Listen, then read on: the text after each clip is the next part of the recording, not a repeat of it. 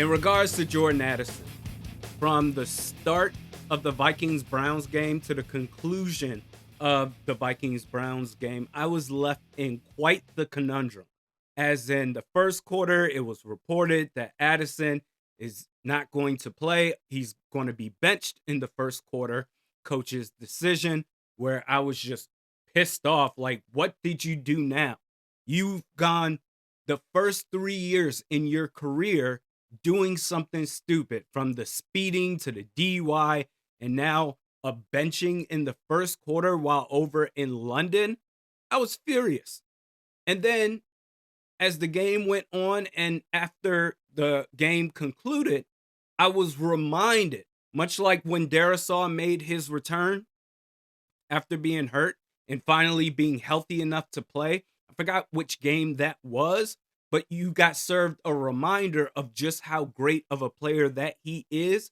I got that same type of reminder watching the Browns Vikings game, that as much as he pisses me off, and that's the difference between Addison and Darisaw. Darisaw doesn't do anything stupid. Addison has done now 3 things stupid in his third year. Just too much of a distraction. But then at the end of the game, I was reminded, oh, that's right. He is that dude. He is arguably the best wide receiver 2 in the league. An argument could be made with Devontae Smith, maybe T. Higgins, but that's about it. Jordan Addison is that dude. And yes, he's a diva receiver in his own way, not a public diva receiver, but more so in his own space, his own aura. But you got to understand something, folks. Justin Jefferson is damn near one of one. He is the anti-typical receiver. Most receivers in the league are divas, where they really only care about themselves. Look at A.J. Brown. He's mad while the Eagles are winning football games. They just came off a Super Bowl win, and he was complaining that year as well. That I can only think of Justin Jefferson, along with, I would say, Larry Fitzgerald, Megatron, maybe Julio Jones, are the only elite receivers that I have seen that have conducted themselves in the ultimate professional way. That they weren't any drama, they didn't cause any outside noise, they didn't bring any unwanted attention. They just showed up and played ball.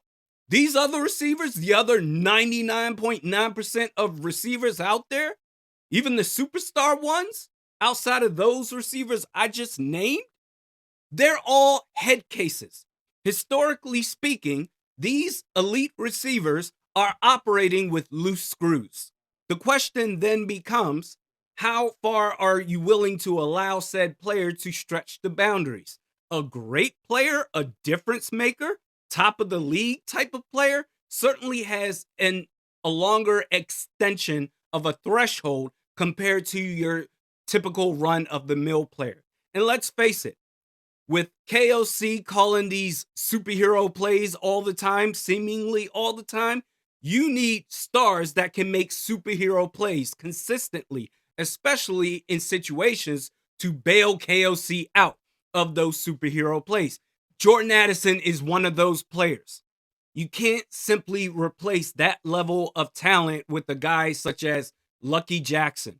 You can't find a receiver, even if it's a superstar receiver, in the draft or via trade, free agency, expecting that superstar player to also be humble at the same time, as we know is a rarity in the history of this league. Now, certainly there comes a point where you've gone too far and push come to shove. If I'm KOC, Kwesi Adafo-Mensah, we've done everything we could to help you and provide resources to help you, that if you're not going to change, if you're not going to grow up, you've put us in a situation to where we have no choice but to get you out of the locker room, but to trade you and get something in return for you, because you cannot be this big of a distraction for far too long. If you are, then eventually the jig is up. I would give him one more season.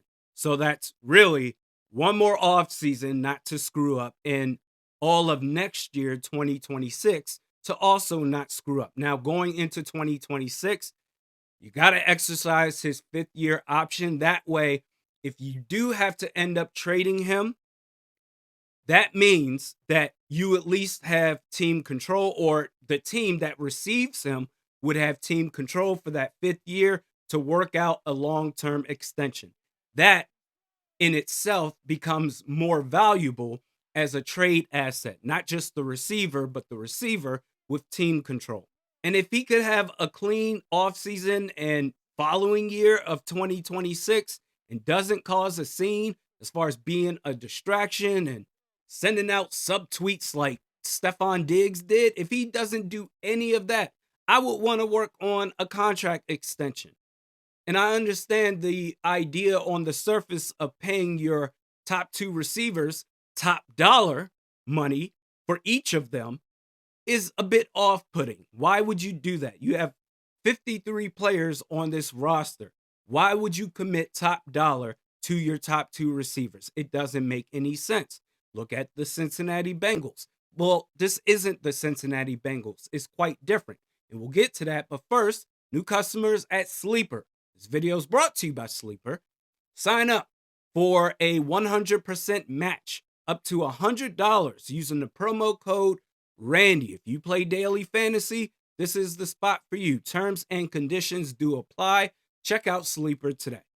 And now for the Bengals. If you want to compare the Vikings to the Bengals, saying that, well, the Vikings are the Bengals of the NFC, paying your wide receiver 1 and wide receiver 2 top dollar. I think the Eagles do that as well with A.J. Brown and Devontae Smith. But if you want to be the Eagles or the Bengals of the NFC, paying your 2 top receivers, that is a mistake waiting to happen, except it's not the same situation. The Bengals' top 4, as far as top dollar that they pay for their players, the top 4 is Jamar Chase, T. Higgins, Trey Hendrickson, and Joe Burrow, the quarterback. That's a big difference, a far cry from the Vikings in this hypothetical scenario of paying the wide receiver 2 and the wide receiver 1 top dollar. Along with that, your left tackle, your superstar left tackle in Christian Darrisaw, and your 4th player currently being Brian O'Neill. So the Bengals, they just paid their receivers. They paid their quarterback top dollar. I understand the quarterback, but not the wide receiver 2 in that situation. And 1 stud on the defensive side of the ball. Absolutely no help on their offensive line.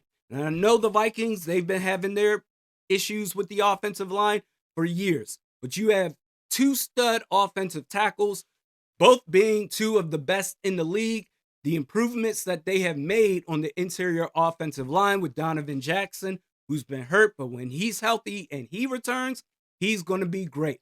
And we perhaps have something as well with Blake Brandel at center. And Will Fries, he's relatively okay. That's good. That's support that you would have for your quarterback still being on his rookie contract. And then when it comes to that quarterback and his second deal, if it's worth it, if he shows significant improvement, then okay, you can figure it out then. Half the players on this roster won't be on the roster when it comes that time. However, if he doesn't make any significant improvement, you got to if you're going to commit to him, the start of that is giving him his 5th-year option heading into the 2027 season. But if it doesn't work out with him long term, then okay, you look to the draft again and find your next quarterback to build around with the existing players, the existing top dollar players that you already have. But I would not give up on Jordan Addison just yet because, fair or unfair, this is business, man. This is a productive ass dude. When he came into that game, or how he ended that game, the back shoulder throw from Carson Wentz to get the game-winning touchdown, that's plays that he can make all the time. I'm not going to give up on him yet. For me, one more offseason, one more year. Just don't do anything dumb. Don't put me, if I'm KOC or Kwesi Adolfo-Mensah, in a compromised position. One more year. SK, Rap on Purple Parlor, they were saying, hey, it's 3 strikes for me, Jordan Addison. 2 strikes, 3 balls. Full count. Don't screw up again. We'll see you next time.